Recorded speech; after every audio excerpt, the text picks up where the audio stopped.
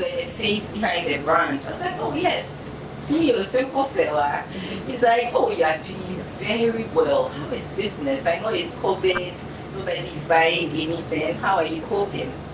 I was like, that day, I'd gone to Amankona, spent my last 1,000 Ghana on somebody's fabrics that I wasn't even sure whether they were going to pay for the clothes or not. So I told him, I was like, oh, we are managing. I mean, things are not so well because nobody's really going anywhere. Nobody's making clothes. So he's like, okay, I don't know why, but I was like, I'm actually looking for funding because I want to get a space for my work. It's like, how much? He just asked, how much? Due to the business plan that somebody had literally dragged me out of my house to work on, I knew the exact amount I was looking for. So I just mentioned the amount. He's like, okay, and what and what and what? Do you have a business plan? What and what and what do you hope to make with the money? What do you want to acquire? Do you have a space? Yes, I had a space. Somebody had showed me a space that I didn't have any money of going to get. I was like, yes, I actually found a space in Westland. It's like, that's really good. Can you send me your business plan? I would like to meet you with my wife and my team. I did not believe it. I was like, wow, this is really happening. When I started February by Sewa in my little apartment in Amankona, my family members, they are the ones who always pull you down. Like they don't see anything, they don't understand. I had to hide the fact that I was sewing for my father till like 2020. He didn't know what I did. He knew I was living in Accra. I'm from Sunyani. He knew I was living in Accra. This man paid for me to go to university. Here I am, staying in an apartment, making clothes. I had the younger siblings. He wanted me to be a nurse because he said when you are done, you just get work. You start making money, you can come and help with the little ones. This girl didn't do nursing. I started sewing. So I was being very sneaky with it. He didn't know because I was so scared that if he got to know that I was just at home sewing, he might feel like he wasted money. And I didn't want to put that pressure on my younger siblings. So I did not want to tell him, to be honest. I didn't tell him. He didn't know till he came to see me in Accra. So I'm a bit lost.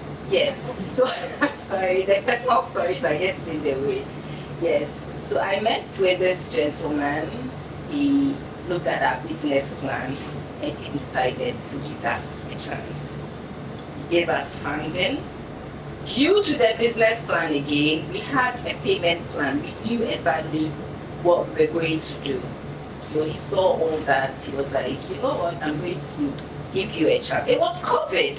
People were being very selfish with their money. Nobody wanted to give their money to anybody because people didn't know how COVID was going to turn out. But after 5 years, my family members kept saying, when they come and see me at home, why don't you get a store? You know, it's easier for clients to come to the store than come all the way to your house. I'm a one-man businesswoman. I'm sewing at home. Now I have to go and get a store, find a salesperson. When the clients come in there and the clothes does not fit properly, are they going to have to come back to my house for me to take it in? It didn't make sense to me.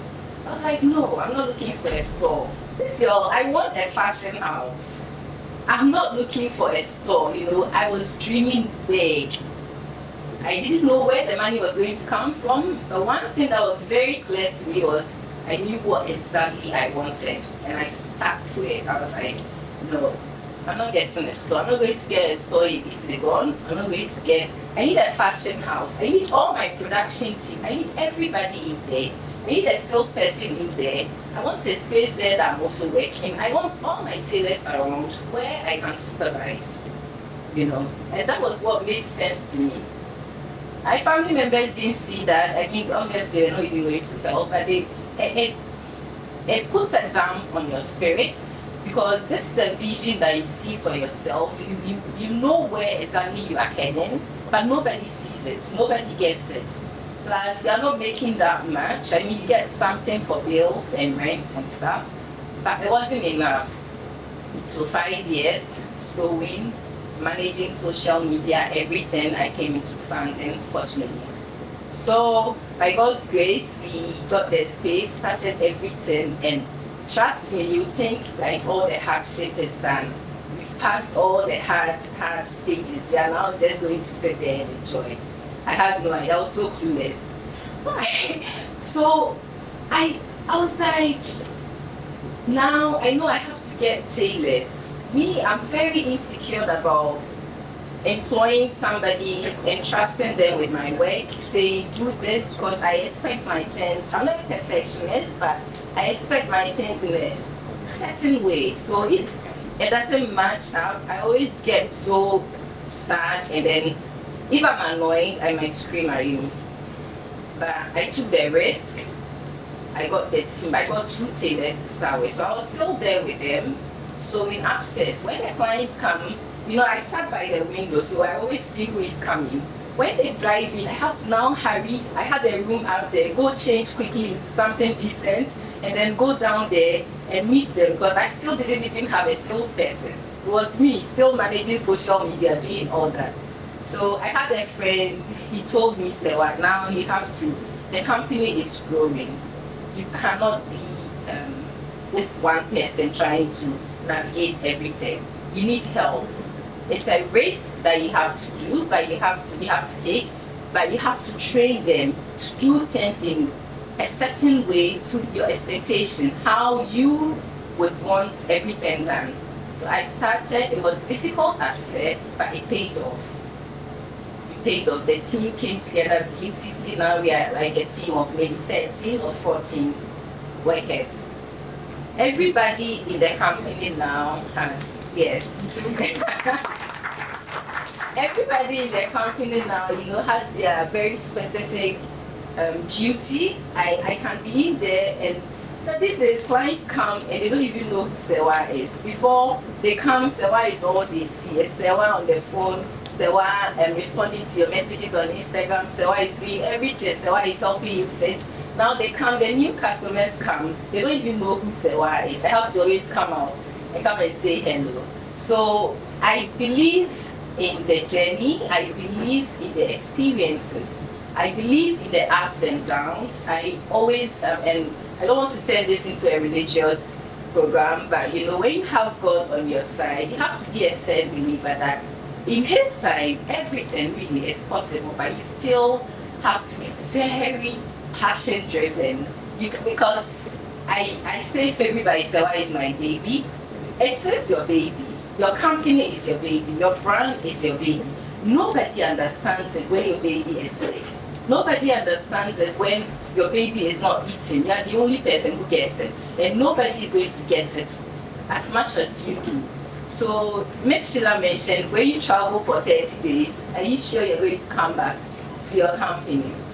Now, I can't say I'll travel for 30 days, because even when I leave the office for 1 hour, the phone calls, it's coming left, right, center. I recently employed a salesperson this year, at the beginning of the year. When she came in, she was so slow.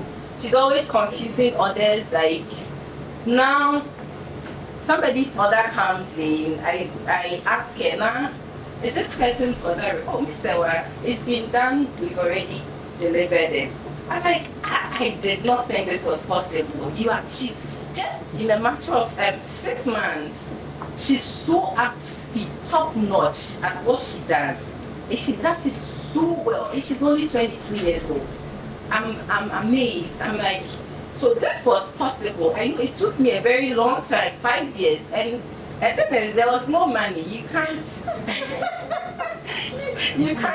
you can't even see yourself paying yourself that, rather than you're paying about 2 or 3 more people. This is money that's going into somebody to post pictures on Instagram when I can do it myself. I mean, you don't see it, but it all comes together in a good way. If you brand yourself well, if you brand the company well, if you have a vision, a very clear vision, and you have to be very strict on that. You can't jump onto something because Everybody on Instagram stores now, they are making this dress. It's selling. You need the money. You can't just jump on it and go like, I'm just going to make this because it's making money. You have to believe in your product. You have to believe in whatever it is that you are selling. Know that that's what the company's values are. That's what you believe is going to work, and that's the core value of your company. Have a firm belief that timing does work. Everything comes together in the end beautifully, and you need the patience, and then you have to be very hard working. Thank you.